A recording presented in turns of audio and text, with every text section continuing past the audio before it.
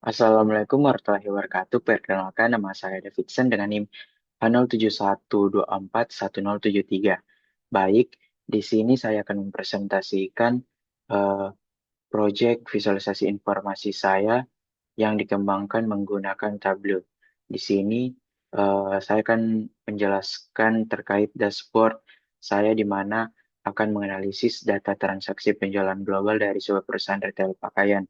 Nah, tujuan utama dari dashboard visualisasi ini itu untuk menjawab 4 pertanyaan yang saya pilih dari pertanyaan yang diberikan oleh Bapak. Eh, di sini terkait kebetulan terkait eh, geografis, performa geografis, tren waktu, distribusi merek, dan pola musiman. Eh, Langsung saja kita masuk ke dashboardnya, di mana seperti yang bisa dilihat, dashboard ini terbagi menjadi 4 panel visualisasi utama, di mana nantinya masing-masing akan menjawab satu pertanyaan. Langsung saja kita masuk ke pertanyaan pertama yang saya pilih, yaitu bagaimana performa penjualan pada masing-masing country user. Ini adalah pertanyaan 9. Jadi dari dashboard ini kita bisa melihat performa penjualan sangat tidak merata dan sangat didominasi oleh eh, negara-negara raksasa. Contohnya yaitu China dan eh, Amerika Serikat. Nah, di sini kita bisa lihat langsung bahwa visualisasinya saya menggunakan peta geografis atau field map. Nah, dari peta ini kita bisa melihat dengan sangat jelas bahwa pasar terbesar kita ada di Tiongkok atau China dengan total penjualan mencapai 3,6 juta dolar, kemudian disusul oleh United States atau Amerika Serikat dengan penjualan 2,4 juta dan disusul oleh Brasil yaitu 1,5 juta dolar. Nah, di sini insight bisnisnya itu kita bisa melihat perusahaan memiliki pasar yang sangat kuat di Asia Timur dan Amerika Utara. Terus strategi pemasaran dan distribusi rantai pasok atau supply chain ke depannya mungkin bisa harus memprioritaskan ketersediaan stok di negara-negara penyumbang revenue terbesar ini. Baik, selanjutnya kita masuk ke pertanyaan kedua, yaitu bagaimana perkembangan penjualan secara keseluruhan dalam periode 3 bulan terakhir.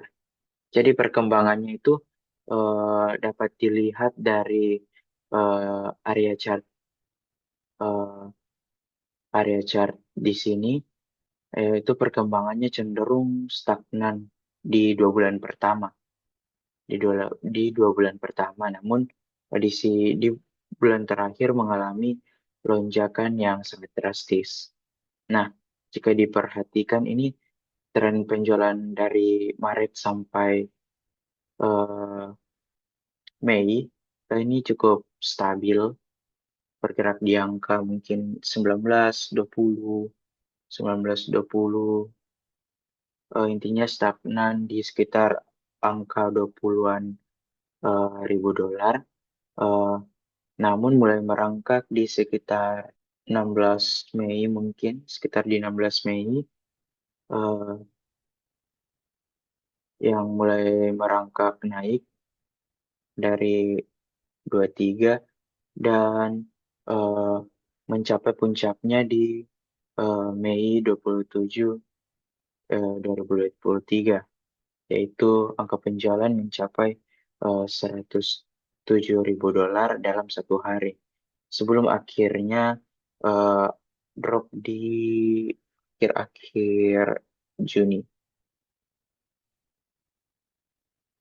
Jadi di sini insight-nya itu lonjakan tajam di akhir Mei ini kemungkinan besar bisa saja disebabkan oleh sebuah event spesifik seperti kampanye diskon, perilisan koleksi baru, atau momentum liburan. Jadi perusahaan itu perlu mengevaluasi apa pemicu di tanggal tersebut agar strategi booster yang sama bisa direplikasi. Baik, kita masuk ke pertanyaan yang ketiga, yaitu bagaimana distribusi penjualan berdasarkan kategori produk brand. Di sini kita bisa melihat visualisasi yang saya gunakan yaitu Trimap, di mana ukuran kotak pada visualisasi ini akan mempresentasikan total nilai penjualan atau sale price yang dihasilkan. Eh, Baik, di sini distribusinya itu terpusat pada dua brand, unggulan sebagai penyumbang pendapatan terbesar dengan brand lainnya mengikuti di lapisan menengah. Jadi bisa kita lihat dari segi pendapatan, pasar kita didominasi oleh Calvin Klein yang menempati posisi teratas dengan nilai 206.000 dolar, kemudian ditempel ketat oleh Diesel sebesar 204 ribu dolar sekian. Kemudian di sini terdapat juga brand denim lainnya seperti True Legend, Seven for All Mankind, dan Charhead juga memberikan kontribusi yang sangat solid di kisaran angka 170-an ribu. Kemudian brand seperti Tommy Hilfiger, Quicksilver eh, menempati eh, porsi nilai pendapatan yang lebih kecil di sisi kanan. Kemudian insight dari visualisasi ini itu menunjukkan bahwa aliran pendapatan utama atau revenue stream perusahaan sangat ditopang oleh produk top brands, yaitu Calvin Klein dan Diesel. Jadi tim sales dan marketing harus memastikan kampanye promosi untuk brand-brand yang mendatangkan margin tertinggi ini terus dioptimalkan. Selanjutnya kita masuk ke pertanyaan keempat, yaitu apakah ada pola musiman yang terlihat dalam penjualan.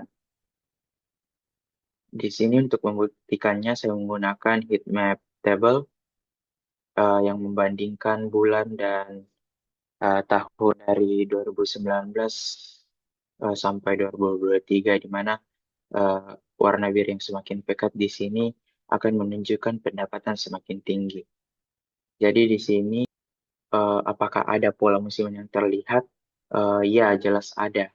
Jika kita melihat pola musiman bulanan, secara historis dari 2019 hingga 2022 itu memiliki pola yang sama, yaitu merangkak naik perlahan dari awal tahun dan mencapai angka puncaknya di akhir tahun, yaitu bulan November dan Desember.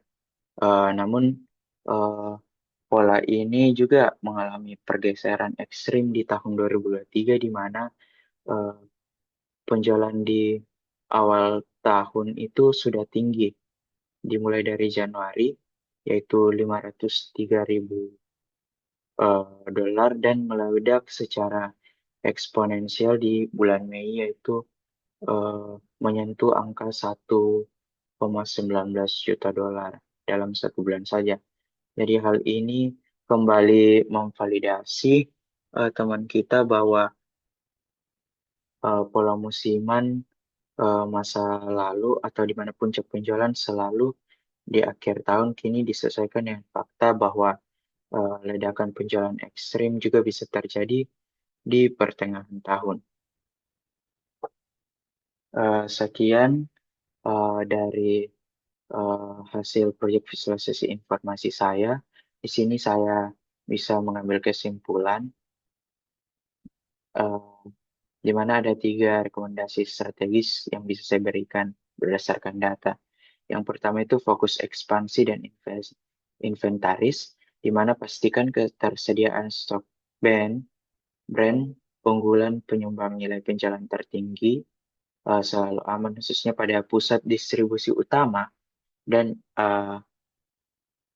di Tiongkok dan Amerika Serikat. Kemudian ada replikasi kampanye sukses, yaitu menyelidiki secara mendalam pemicu lonjakan revenue di bulan Mei 2023 agar strategi serupa dapat diterapkan kembali.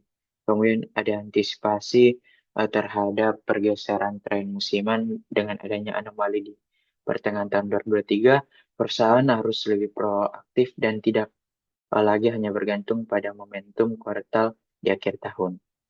Oke, sekian presentasi saya mengenai dashboard analisis penjualan ini. Eh, Kurang dan lebihnya saya ucapkan terima kasih.